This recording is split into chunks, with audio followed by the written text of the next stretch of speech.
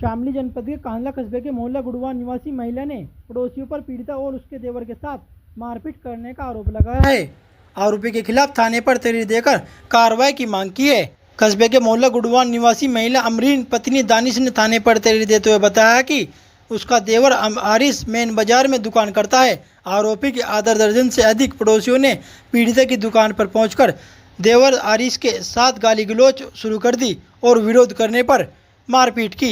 आरोपी की शोर शराबा सुनकर मौके पर पहुंची पीड़िता और उसके बच्चों के साथ भी आरोपियों ने मारपीट की। पीड़िता ने आरोपियों के खिलाफ थाने पर तहरीर देकर कार्रवाई की मांग की है। पुलिस अब मामले की जांच कर रही है। क्या हुआ?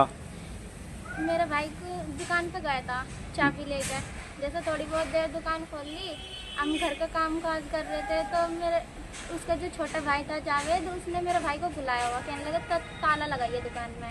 तो जैसे कि ताला लगा के गया, उसे थोड़ी बहुत बातें वगैरह की इससे कि थोड़ी बहुत मेरे पास आ जा। जैसे उसके घर गया, आधा घंटा तो उन्होंने खूब बजा रखा था, उसका टी शर्ट भी नहीं था उसकी बदन पर। क्या नाम है आपके भाई का? मेरे भाई का नाम आरिश है। किसने पीटा?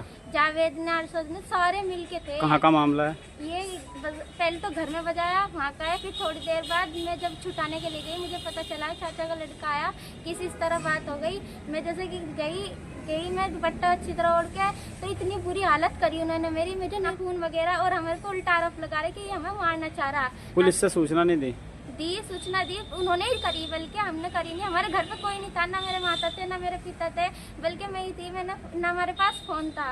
मेरी भाभी वहीं पे गई, मैंने कहा जाके तुम छुटा लो। इतने मैं गई, घर पे गई, इन्होंने मुझे और वापस भेजा कि तू लड़की की जाति। पुलिस क्या कह रही है अभी तक? पुलिस घर पे आई, उन्होंने इन्फॉर्मेशन करी होगी, तो घर पे आके कहने लगी कि क्या हुआ। मैंने बताई इस तरह बात है। जब तक मेरे कपड़े फटे हुए थे, मैंने चेंज नहीं किए थे, तो मेरा भाई आया कि मैं कहने लगी जा तू। वो चला गया, उनको लेके गई, बल्कि जब तक तो इन्होंने इन्फॉर्मेशन करी थी। तो फिर जब लेके चले गए, थोड़ी देर बाद हम गए, हमने रिपोर्ट करी, रिपोर्ट दी, अंदर दी, पूछा, थोड़ी बहुत बात करी पुलिस वालों ने।